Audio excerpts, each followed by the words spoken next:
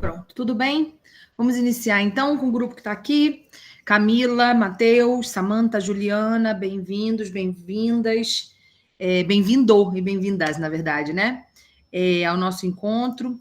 Hoje nós vamos falar sobre as técnicas digitais, né, para aperfeiçoamento aí da nossa comunicação. Fizemos nas outras aulas uma visão geral a respeito de tantas, né, novidades e possibilidades em relação à comunicação corporativa, à comunicação com o Poder Judiciário, essa nova forma, né, de nos comunicarmos, tantas alternativas, tantos conhecimentos relacionados também às novas tecnologias disponíveis, né? E hoje a gente vai direcionar um pouco mais essa conversa para alguns recursos práticos que a gente pode utilizar na nossa comunicação como advogados e advogadas, tá bom? Eu vou colocar aqui na tela a apresentação. Você já vem? Eu agora perco aqui a visão da tela principal, então, se vocês quiserem falar algo, por favor, vocês me chamem pelo áudio, tá bom? Para facilitar aqui a nossa comunicação. Tudo bem? Vocês estão vendo? Tá tudo certo? Deixa eu ver aqui se está tudo bem, que eu não consigo saber. Tá bom. Boa tarde, tudo certo. Joia. Então, vamos lá.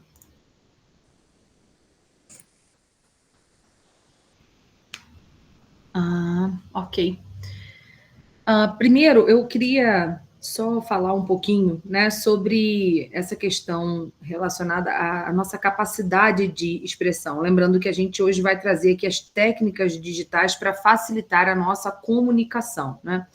A gente precisa separar aqui, né, dois pontos de vista a respeito da nossa capacidade de expressão. A nossa capacidade de expressão é aquela que nos permite narrar os fatos, defender as ideias, descrever situações, falar em público. A gente tem realmente, para participar da vida social, que ter uma boa capacidade de se expressar, não é? E aí a gente tem que dividir essa temática em duas partes. Primeiro, a nossa capacidade linguística, que tem relação com o nosso conhecimento da estrutura de um idioma, né? Especialmente a nossa língua principal aí, a sua ortografia, que acho que é um dos itens aí do nosso idioma, e a própria estrutura linguística, né? O professor Moisés tem trazido para vocês aí uma série de informações relacionadas a esse tema também.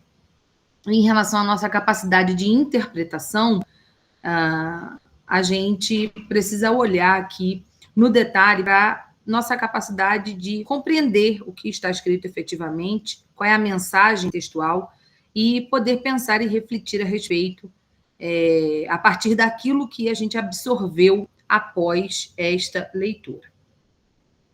Quando a gente vai procurar o que significa a palavra comunicação no dicionário, nós temos alguns significados importantes. Eu queria marcar isso aqui com vocês, porque às vezes a gente fala tanto sobre comunicar-se bem, como que a gente se comunica, quais são os recursos, né?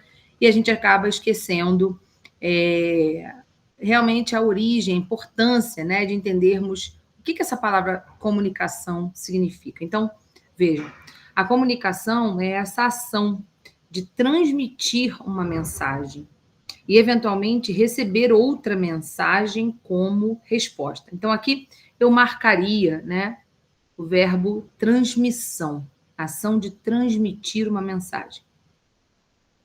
Em segundo ponto, ação ou efeito de comunicar, de transmitir ou de receber ideias, conhecimentos também, mensagens, buscando compartilhar informações. Comunicação é a habilidade ou capacidade de estabelecer um diálogo, estabelecer um entendimento. Ação de participar de uma conversa. Mensagem que se transmite ou é recebida, escrita ou oralmente. O que eu queria destacar aqui, quando a gente lê a definição da palavra comunicação nos dicionários, especialmente no dicionário Oxford, né? Que eu trouxe aqui para vocês, existe uma relação, né? Quando a gente fala de comunicação, a gente não fala de um evento de mão única, concordam comigo? A gente está falando aqui de um evento de mão dupla. Ação de transmitir uma mensagem e, eventualmente, receber outra. Ação ou efeito de transmitir ou receber ideias, conhecimentos, buscando compartilhamento de informações. Habilidade ou capacidade de estabelecer um diálogo, um entendimento, e para isso eu preciso de duas pessoas aqui nessa conversa, não é?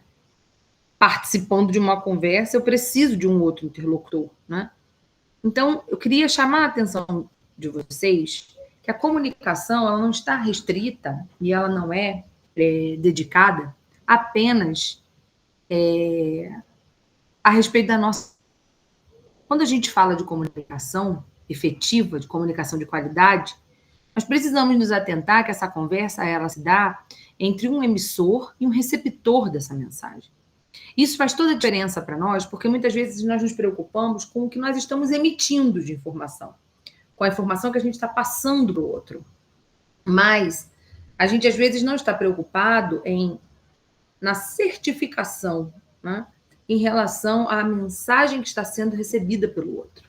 E isso vai fazer muita diferença para a gente, na prática. Porque nós temos vários tipos de comunicação. Nós temos a comunicação que ela é verbal, não é? Onde a gente tem ali uma troca de informações claras por palavras, né? Pela nossa fala, pela escuta do outro. Mas também temos uma comunicação que é não verbal. Vocês já devem e sabem, né? Ouviram falar disso algumas vezes e sabem com certeza o quanto que a comunicação não verbal diz, né?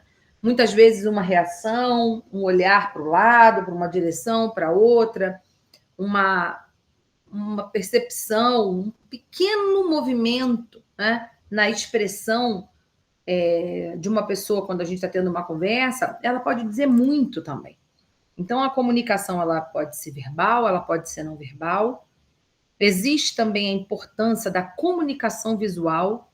Muitas vezes a gente está elaborando um texto tão caprichado, mas ele é tão complexo, não é? Às vezes a gente não usa de recursos visuais que poderiam contribuir tanto para a clareza do entendimento a respeito de uma mensagem. Você já deve ter ouvido essa frase, né? Uma imagem vale mais que 1000 palavras, e realmente vale, né? Muitas vezes a gente consegue emitir muita informação apenas com uma imagem. Então, há uma importância também nessa comunicação visual. E a comunicação escrita. Verbal, não verbal, visual e escrita. É importante que a gente se lembre que há vários tipos de comunicação para que a gente possa orientar aqui o nosso trabalho quando a gente for falar em técnicas, não é? Técnicas digitais que podem colaborar com a melhoria dessa nossa comunicação, tá? E eu gostaria de chamar a atenção de vocês para esse processo de comunicação, que eu acho que é uma das coisas mais interessantes aí para a gente discutir um pouco antes da gente mergulhar no mar das efetivas técnicas, até para nosso registro, né? A mensagem, né? Que aqui a gente está vendo um processo onde a mensagem é enviada pelo emissor. Ela tem uma codificação. Essa mensagem, ela será codificada por esse emissor, ela vai ser enviada e ela vai ser decodificada pelo receptor. Vejam que há um caminho nessa mensagem, no envio dessa mensagem, que pode sofrer alguns ruídos, né? E a depender do canal que a gente usa, isso pode ser piorado ou melhorado. Vê-se lá a nossa comunicação hoje por WhatsApp. Eu vou falar um pouquinho mais sobre isso agora no final da nossa aula com vocês, né? Um estudo que foi feito para vocês entenderem. Há alguns assuntos que as pessoas preferem tratar por WhatsApp, há outros assuntos que as pessoas preferem falar pessoalmente. A depender do canal, a gente pode ter o maior nível ou menor nível de ruído. E quando o receptor capta aquela mensagem que nós enviamos e ele a decodifica, ele vai devolver para nós, não é? O entendimento dele a respeito daquela mensagem emitida. Esse ponto aqui é muito importante a gente marcar. Todos os elementos que estão aqui, que fazem parte desse processo de comunicação, Porque isso vai nos ajudar a construir uma comunicação mais assertiva, mais adequada, quando a gente estiver querendo transferir algum tipo de informação ou conhecimento e participar de alguma conversa. Isso, transportando aqui para o mundo da advocacia, é obviamente muito relevante. Imagino que vocês pensem assim também, né? Por quê? Uma vez que a gente tem um código bem estruturado de comunicação, a gente tem mais chances de ter um alto nível de assertividade para que a gente consiga êxito nos nossos projetos, junto ao Poder Judiciário, junto aos nossos clientes, junto a outros fornecedores com os quais a gente se relaciona. Então, vejam, nesse quadro que eu trouxe para vocês, a gente precisa marcar aqui quem é esse emissor que faz, qual é o papel desse remetente da mensagem. Aquele que envia a mensagem, seja pela via oral, pela forma escrita, por gestos, por expressões ou desenhos, é o emissor. Ele pode ser um indivíduo apenas ou até um grupo, uma empresa, uma instituição ou uma organização informativa. A mensagem é o conteúdo das informações que são transmitidas daquilo que é comunicado. Então, ela pode ser virtual, ela pode ser auditiva, ela pode ser visual ou pode ser audiovisual. O código é um conjunto de sinais estruturados que pode ser verbal ou não verbal. E trata-se da maneira pela qual a mensagem é organizada. A codificação é essa transformação num código conhecido pelo emissor e receptor, intenção da comunicação. O canal é um meio utilizado para fazer essa transmissão. E aí ele pode ser uma revista, um jornal, um telefone, uma TV, WhatsApp. O receptor é quem recebe a mensagem, quem lê, quem ouve, quem vê e quem decodifica essa mensagem, que pode ser também uma pessoa ou um grupo. Decodificar significa decifrar o conteúdo da mensagem. E os ruídos nada mais são do que qualquer elemento que interfira no processo de transmissão de uma mensagem de um receptor para de um emissor para um receptor. O feedback é a informação que o emissor consegue obter e pela qual sabe se a sua mensagem foi recebida e compreendida efetivamente pelo receptor. Vejam, eu gosto muito dessa imagem. Quando a gente fala sobre a arte de comunicar bem, a gente tem que compreender também que na comunicação existem pontos de vista muito diferentes. Vejam, o personagem da esquerda, quando ele olha para o número que está ali à frente dele, o que ele vê? Ele vê o número 6. E o personagem da minha direita, o que ele vê? Ele vê o número 9. A figura, a forma, a depender do ponto de vista, ela pode ser decodificada, né? A mensagem pode ser decodificada de maneiras diferentes. E isso interfere muito no processo de comunicação. Vocês estão acompanhando? Então, é muito importante nós pensarmos sempre que há uma composição quando a gente está construindo a emissão de uma informação. E nessa composição, a gente tem que considerar os personagens da conversa. A gente precisa considerar os envolvidos, os pontos de vista destes envolvidos, para que a gente possa ter um nível de assertividade, de efetividade melhor na nossa comunicação. Deixa eu dar uma olhadinha para vocês. Tá tudo bem até aqui, pessoal? Vocês estão acompanhando? Estão compreendendo? Me deixem saber aqui.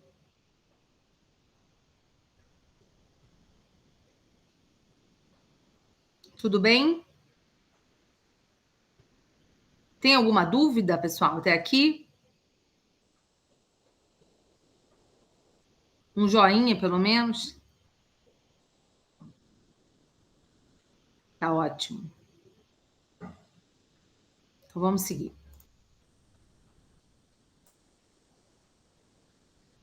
Eu queria chamar aqui a atenção de vocês, um material que eu busquei aqui no Nubi, eu acho bem interessante, simples, mas muito interessante, que a gente registre, né? 6 dicas para uma boa comunicação. Primeiro, a respiração. É até um aspecto, né, um pouco óbvio, mas é muito importante que a gente preste atenção, porque muitas vezes a gente tem uma fala tão acelerada, tão apressada, que é muito difícil para o receptor conseguir compreender aquilo que a gente está querendo emitir. Outro ponto que eu acho que é muito importante a gente pensar quando a gente está falando de uma boa comunicação é a gente pensar no interlocutor. Quem é essa pessoa com quem eu vou falar? Como que ela fala? É muito importante a gente usar os códigos que sejam mais adequados, e aí o vocabulário também, né? Sejam mais adequados para contribuir com o entendimento do que está sendo exposto em relação à nossa fala. Então, é muito importante que a gente saiba quem é o nosso interlocutor, com quem eu estou falando. Não adianta a gente usar palavras ultra rebuscadas com um público que é muito simples. Usar uma conversa, às vezes, mais tranquila, mais suave, para um público que é mais rebuscado e parecer que nós somos rasos. A gente precisa pensar sempre com calma a respeito desse outro do nosso interlocutor. Com quem que a gente está falando? Como é que é? Quais seriam os melhores códigos para eu utilizar? Qual é o melhor canal para eu utilizar de acordo com o público que a gente está tratando? Decifre a sua mensagem. Como um especialista mencionou, já como diz o texto aqui, tenha atenção com a sua ideia e tente avaliá-la por vários aspectos que tem a ver com aquele desenho que eu mostrei ali para vocês. Né? Há pontos de vista diferentes quando a gente está falando com o outro. Então, é muito importante que a gente tenha o cuidado de enviar os códigos certos, de fazer a colocação adequada para aquele interlocutor com quem eu estou conversando, pensando não apenas no que eu estou emitindo, mas também na capacidade dele de compreender o que eu estou trazendo. Utilize ferramentas a seu favor. E aí a gente vai falar agora um pouco dos recursos visuais, dos recursos tecnológicos, linguísticos, para impactar a nossa fala, a nossa comunicação, né? Como a gente viu, não precisa estar restrita a uma fala, né? Ela pode ser verbal, ela pode ser não verbal. E óbvio que há uma série de recursos que podem nos ajudar com isso. Tente manter a calma. Uma fala atropelada, realmente, ela é difícil de ser compreendida, né? E treine antes. Toda vez que você tiver um compromisso muito importante, uma sustentação oral, uma audiência, é muito importante que você faça um treinamento. O planejamento coloca a gente num estado emocional mais seguro, para que a gente possa transmitir a mensagem com mais clareza, para que a gente possa transmitir a mensagem com mais tranquilidade, porque a gente já testou, né? Aquela forma de falar, aquelas ponderações que a gente vai fazer. Então, o treinamento é algo muito importante para a gente poder utilizar.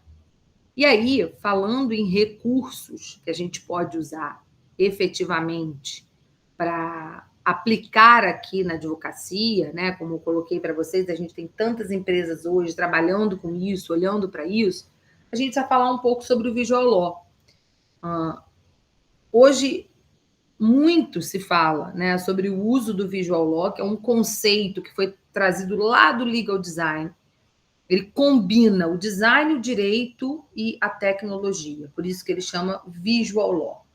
E ele tem uma intenção de mudar um pouco a forma de comunicar com o Poder Judiciário, como a gente elabora as nossas petições, como a gente elabora as nossas peças, para que a gente possa ter uma apresentação e uma decodificação melhor junto ao nosso interlocutor, que muitas vezes, no caso do advogado, o grande interlocutor com quem ele quer tratar é o juiz, né? Que vai receber o seu processo, que vai tratar.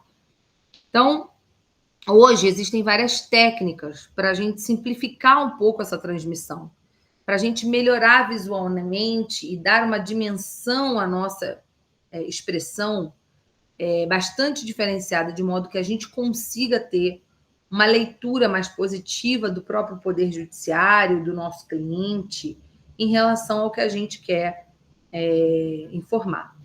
O advogado, hoje, vocês sabem, a gente, em regra, tem modelos de petições, né, estruturas de petição, que são petições abarrotadas de palavras, muitas vezes palavras, inclusive, rebuscadas, impróprias a essa altura do campeonato, onde a gente usa ali termos latim e outras expressões que levam àquele juridiquês, né, que hoje tanto se combate. A gente viu recentemente o ministro Barroso dizendo não ao juridiquês, né?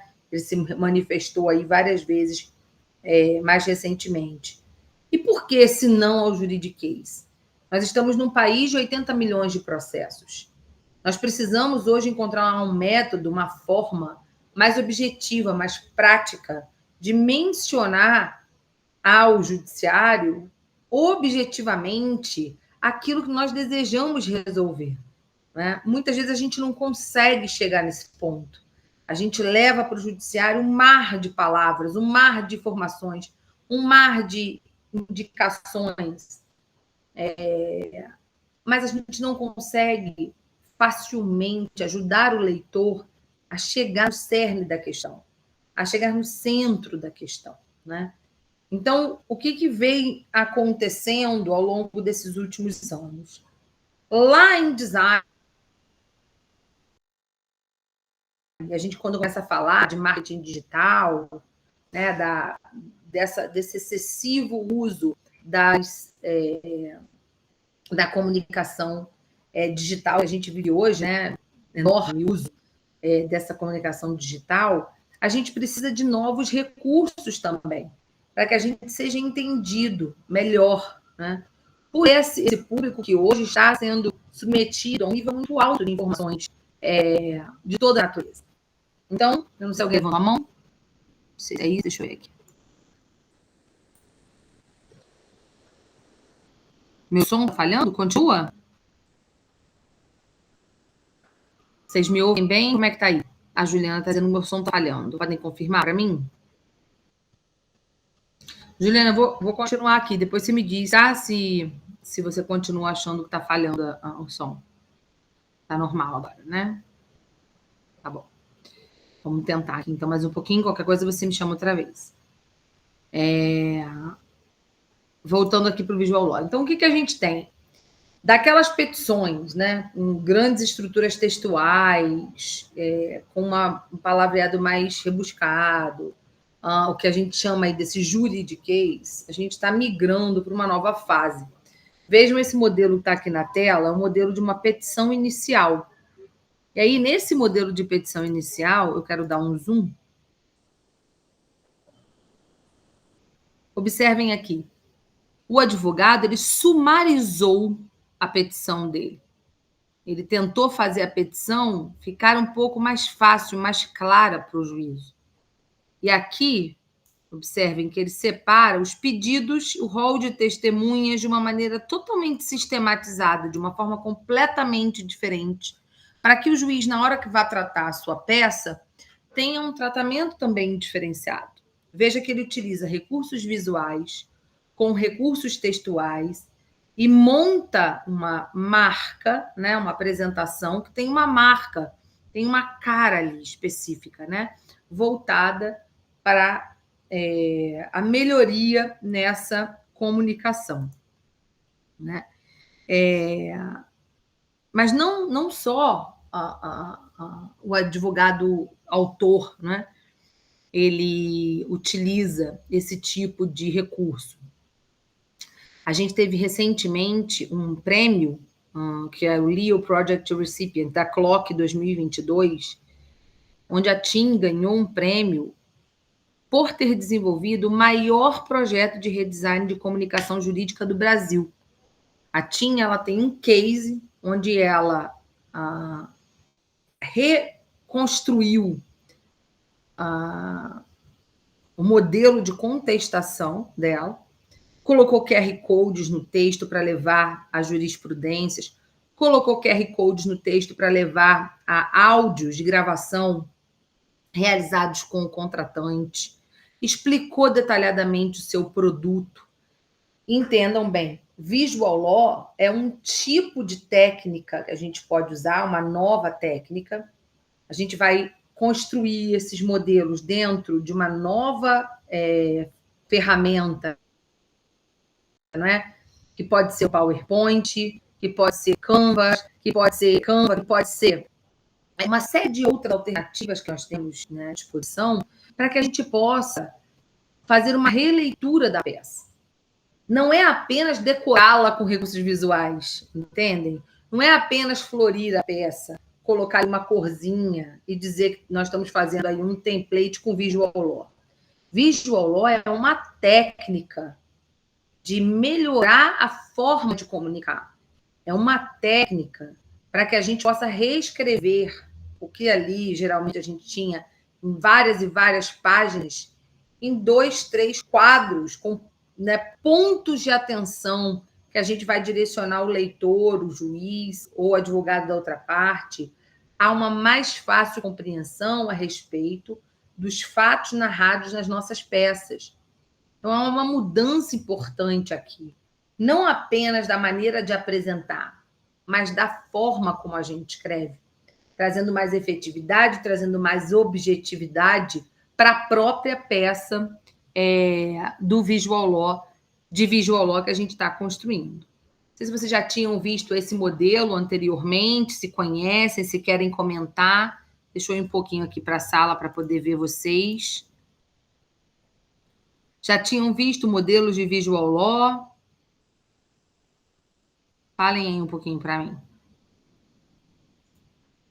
Quero pegar aqui um modelo de um contrato, só um pouquinho que eu vou achar aqui para dividir com vocês.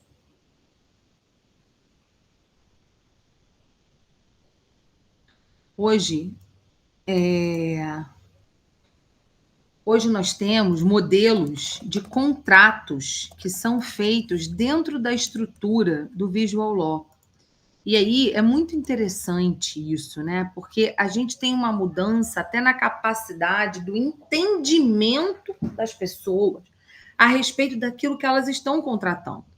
Isso é um investimento hoje, assim, muito interessante, né? Que se as empresas fizerem isso, a gente vai ter uma mudança, né, na própria característica dos negócios. Então, vejam aqui esse modelo que eu quero colocar na tela para vocês verem, um modelo de contrato, tá? Vejam aqui. Conseguem ver bem? Deixa eu aumentar um pouquinho. Olha, nós temos aqui o antigo contrato de prestação de serviços, cheio de nomes e parênteses né, e formas de escrever que nos remetem à parte superior do texto, à parte inferior do texto, e isso acaba gerando, às vezes, muitas vezes, né, essa dinâmica desse juridiquês, como se diz, gerando uma dificuldade de interpretação do próprio negócio, né, do escopo do próprio contrato, o que se pretende contratar. Quais são os termos de vigência e rescisão? Às vezes é tão complexo, a gente pega um contrato, a gente tem que marcar, identificar onde está o quê, conectar o item A com o item B. Por que dificultar? Né? A comunicação assertiva é aquela comunicação que tem o menor volume de ruídos possíveis. Então, vejam aqui essa situação que nós temos aqui. De um lado, o contrato antigo e do outro, o contrato novo. Ao invés de você fazer a descrição do contrato, pontualmente, como está aqui do meu lado direito, vejam que coloca aqui o contratante, o contratado, as partes resolvem firmar este contrato para, e aí enumera pontualmente o que é que cada um vai fazer, trata do que é que define ali a prestação de serviços desse contrato, a sua vigência, e veja, quando há alertas, pontos de atenção, vejam que ele faz uma marcação aqui, ó. Este aviso de término deverá ser feito antes do fim do contrato, trazendo a visão, né, do contratante, do contratado, as informações que são mais completas, que são mais relevantes naquela própria transação. Como é importante a gente conseguir, né, transmitir adequadamente a mensagem que a gente pretende, não é? Então, o recurso do Visual Law hoje é uma ferramenta muito interessante, né, para a gente utilizar. Só que, óbvio, a gente deve utilizar esses recursos com muita parcimônia. Vejam uma decisão aqui de 2022. Concedo à réu um prazo para que apresente nova contestação, observando apenas as formalidades da norma processual no prazo de 15 dias. Isto porque o documento trazido de folhas 243 a 251 mais se assemelha a um catálogo de produtos ou uma exposição doutrinária literária. O juiz se atenta aos fatos, os quais devem ser redigidos em texto de língua portuguesa. Apenas isso. Gráficos, planilhas, tabelas, resumos ilustrativos podem ser anexados como documentos, mas não devem estar na peça processual como a própria contestação. O prazo aqui conferido é facultativo diante da liberdade do direito de petição, mas não vincula o juiz ao seu conteúdo apresentado, ou seja, ele nem está dizendo que ele vai considerar os novos elementos que foram apresentados, porque a contestação apresentada no prazo legal é um documento para ele que não é legal, não dá para entender. Então, a gente deve ter um cuidado muito grande também. Lembra que a gente falou lá na frente a respeito do interlocutor? Se eu estou comunicando com um juiz que já manifestou, por exemplo, que não tem nenhum agrado com uma petição que traga recursos visuais, que traga outras informações, para que é que eu vou direcionar para esse juiz uma petição com esta natureza? Nós precisamos usar os recursos de visual law, mas com muita parcimônia, com muito cuidado. Como eu mostrei aqui para vocês, num contrato, como é eficaz, como é bom você ter as cláusulas principais do contrato destacadas visualmente na hora que você está elaborando o contrato. Agora, na hora que a gente está fazendo uma petição, existe uma norma, né? Existe uma regra que precisa ser atendida. Alguns juízes aceitam melhor, outros juízes não. E nós devemos cuidar para que a gente tenha uma leitura bem interessante, né? Por parte daquele que é o receptor da nossa mensagem, como a gente falou ali no início. Tudo bem, pessoal? Tudo bem até aqui em relação aos contratos e em relação às petições?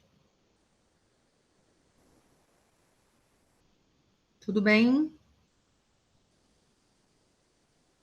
Então, eu vou trazer para vocês aqui agora uma pesquisa que foi realizada pela Associação Brasileira de Legal e Lawtechs sobre o relacionamento clientes-advogados, as expectativas e a realidade. Essa pesquisa ela foi um questionário online composto por mais de 50 perguntas durante os meses de agosto a setembro de 2021. E no total de 2019 respondentes, 1.500 eram representantes da população em geral, 959 já contrataram serviços advocatícios e 519 deles eram advogados, distribuídos por todas as regiões do Brasil e faixas etárias compatíveis com a distribuição populacional do IBGE. O estudo apresentou um grau de confiança de 95%, com uma margem de erro estimada de 2%. E o que trouxe de informação esse estudo? Uma dinâmica bem interessante para a gente pensar. Perguntados a respeito de qual tipo de canal de comunicação as pessoas entendem como ideal para discutir um caso, né, para se pensar na propositura de uma ação, vejam que 70% das pessoas optaram por uma reunião presencial. 12% deles só se interessavam por uma videoconferência. Vejam que o período que a gente fala aqui é um período onde havia pandemia, né? E mesmo assim, as pessoas estavam fazendo um registro dizendo, olha, para eu discutir o meu processo, eu queria encontrar presencialmente o meu advogado. Eu queria explicar, e do ponto de vista dos advogados também. Eu gostaria muito de poder conversar presencialmente. Agora, quando se trata da comunicação durante o próprio serviço, 7% preferem e-mail, que também teve um índice altíssimo de rejeição de 46%, quer dizer, as pessoas detestam trocar informações por e-mail. E-mail é uma ferramenta, né, de formalização. Geralmente a gente trata, conversa com o cliente e depois a gente formaliza por e-mail, mas não discutir, né? Durante a execução desse serviço, ficar trocando e-mails, esperando informações através de lá. E 15% optaram pelo método através do telefone, 36% preferem a conversa através do WhatsApp. Então, vejam como é interessante essa pesquisa, né? A gente, quando está ali trocando informações com o cliente ao longo da execução das nossas atividades, a maioria dos clientes preferem a comunicação via WhatsApp, que é uma comunicação assincrônica, não é? É uma comunicação que ela não depende da minha disponibilidade imediata. Eu vou mandar a mensagem, quando você puder ouvir, você responde. Quando você puder ler, você responde. E eu estou mandando a mensagem aqui no meu tempo, no tempo que é possível para mim. Porque tanto o encontro presencial quanto o encontro por telefone, a conversa por telefone, eles exigem dupla disponibilidade naquele mesmo espaço de tempo, o que é muito difícil em algumas situações, né?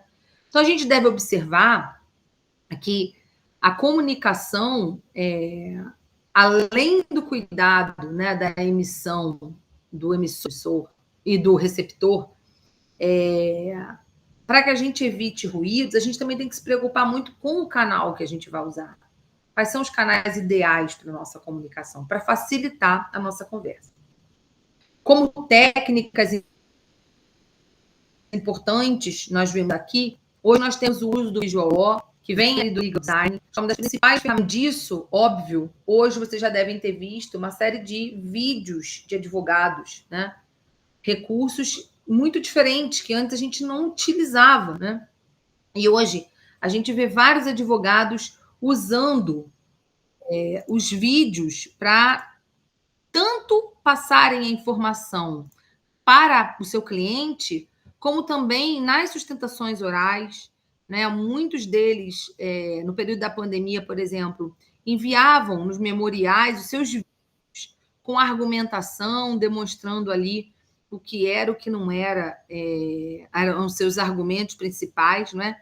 E isso foi, hoje, já muito bem recepcionado. Nós temos visto aí, né, na TV, vários vídeos, na TV não, no Instagram, no LinkedIn, né, nas redes sociais especialmente, vários vídeos de advogados indicando ali alguns serviços, e a gente tem uma alteração importante no nosso código nosso estatuto da OAB, né, em relação a esse tema, para poder ajustar essa comunicação para uma metodologia mais assertiva e mais atraente também para o ouvinte, né? Tanto para a clientela, para a sua própria clientela, como também para o Poder Judiciário. Então, hoje, o mais importante é nós entendermos, sobretudo, né, quem é esse receptor da mensagem que a gente está emitindo. Como é que deve ser a melhor metodologia para a gente conversar com o nosso cliente, para a gente conversar com o Poder Judiciário. E, especialmente, eu queria falar mesmo hoje do recurso do Visual Law para vocês, que é uma ferramenta muito importante, né, que eu acho que tem contribuído muito aí para melhorar a nossa comunicação com o Poder Judiciário e também com os nossos clientes, tá bom? Era o que eu queria trazer para vocês hoje. Não sei se vocês têm alguma dúvida, querem perguntar algo. Tudo bem?